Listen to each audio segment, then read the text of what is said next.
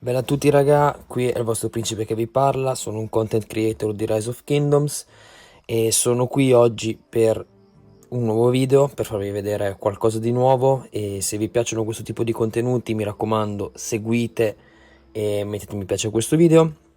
Oggi andremo a vedere fondamentalmente il barbing chaining. Cosa intendo? In italiano sarebbe la concatenazione dei barbari. Vedo che molti giocatori non lo fanno, in realtà è una pratica molto molto utile.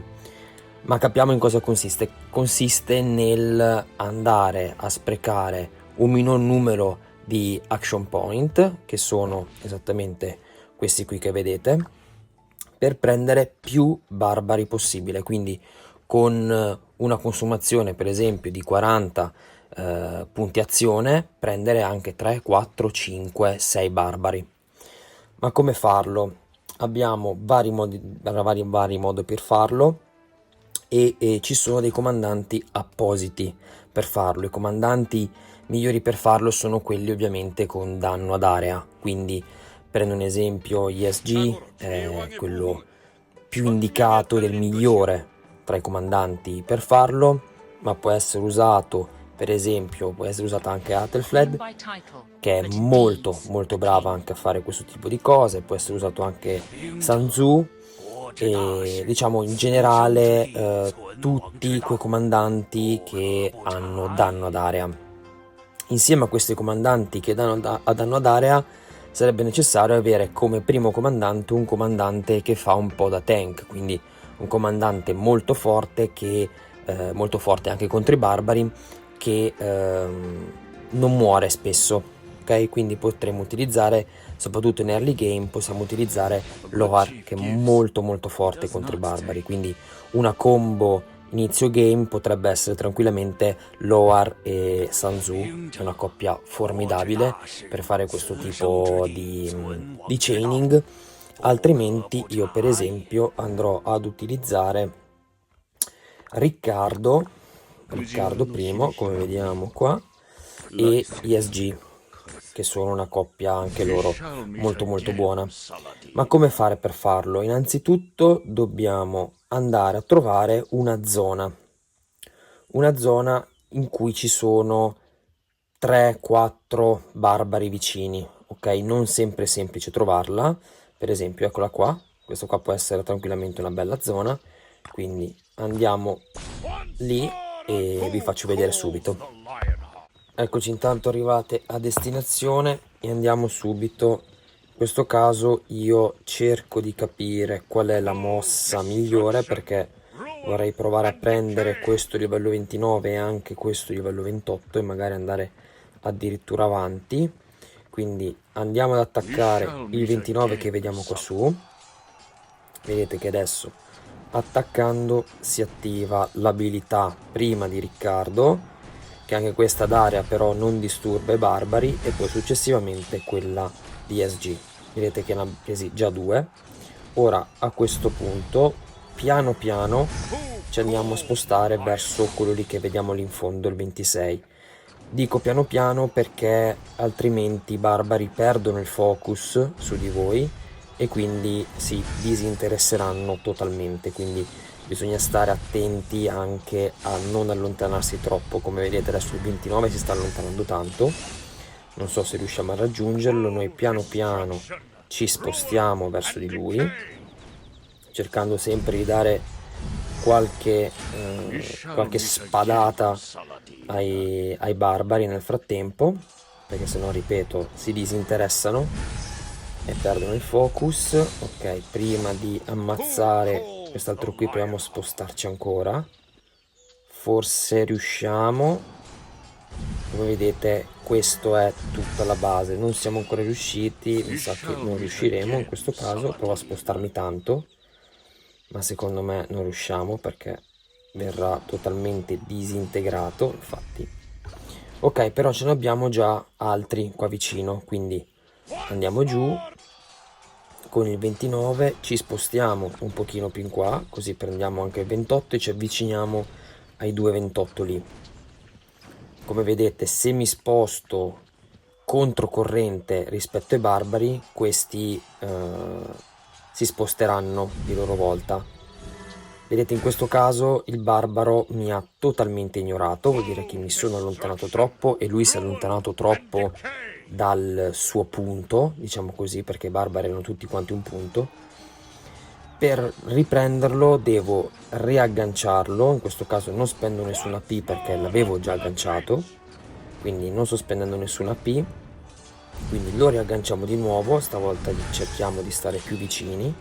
Intanto nel frattempo avete visto che abbiamo beccato anche il barbaro lì sotto, riusciamo a beccare anche questo barbaro che si sta avvicinando a noi, non conoscendo ovviamente il suo destino. Quindi li picchiamo, andiamo a prendere anche il barbaro 28 lì vicino, esattamente così. In questo caso siamo in una posizione molto favorevole, se questo 28 qui in fondo non se ne andasse negli alberi. Cioè, quindi ci spostiamo anche un po' di più perché ce li abbiamo molto vicini loro. Come vedete mi seguono per un momento, quindi riusciamo a fare questo tipo di mossa. A questo punto dobbiamo aspettare che si picchino un pochettino, perché sennò perdiamo il focus, e poi piano piano cerchiamo di avvicinarci a questo 28, ci avviciniamo piano piano, vediamo se così riusciamo senza perdere il focus.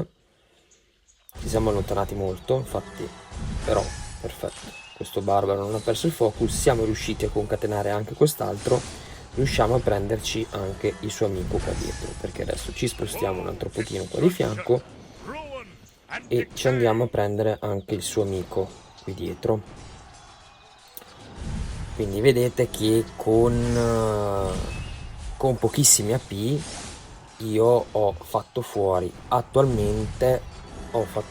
prima 3 barbari, successivamente adesso appena ammazzo questi altri qua, vedete che lui ha perso il focus, vedi che questo stronzo ha perso il focus. Quindi a questo punto, avendo perso il focus perché lui si è allontanato troppo dal suo perimetro, dalla sua zona, a quel punto non vado ad ingaggiarlo di nuovo, perché non avrebbe senso. Sprecherei 40 AP, 35 AP solamente per ammazzarne uno. In questo caso io con 40 AP ho ucciso 5, 3, 8 barbari. 8 barbari con sì, 80 AP, che con 80 AP appunto ti fai 2 barbari. Quindi questo qui è molto importante e si può andare avanti all'infinito. Oggettivamente, se si ha un comandante molto forte contro i barbari e molto duro, quindi come Loar, come Riccardo, come può essere anche, mi viene in mente Giulio Cesare, come può essere Ragnar, se magari qualcuno lo ha, Bjorn, molto importante anche lui, soprattutto in KVK1, quindi sicuramente soprattutto i free to play ce l'avranno. Questo è molto buono insieme a Sun Tzu a fare questo barb chaining, e credetemi vi servirà molto anche in KVK2 dove sono io adesso, per farmare punti onore, perché come sapete gli AP sono molto rari da avere. Io oggettivamente con questi AP potrei andare avanti tutto il giorno a farmare barbari in questo modo, e questo ti può solo far guadagnare in punti onore in questo caso, ma anche e soprattutto non sottovalutare tutte le ricompense che dà l'uccisione dei barbari, quindi gemme, punti VIP, può darvi anche delle chiavi d'oro, perché no, può darvi anche molte risorse, quindi assolutamente non sottovalutare, è la miglior mossa che si può fare con i propri AP se se ne ha pochi e si vuole il massimo da questi AP pochi che si hanno. Ovviamente è una pratica che va fatta con tanto tempo, ci vuole tanto tempo, c'è da stare molto in gioco per farlo, ma soprattutto se siete free to play è necessario che, purtroppo o per fortuna, voi siete tanto in gioco per fare anche questa cosa, tra le tante cose che dovrete fare all'inizio. Quindi quindi è molto importante. E se avete domande vi darò assolutamente tutti i chiarimenti. Vi aspetto nei commenti per dirmi cosa ve ne pensate e ci vediamo al prossimo video. Bella!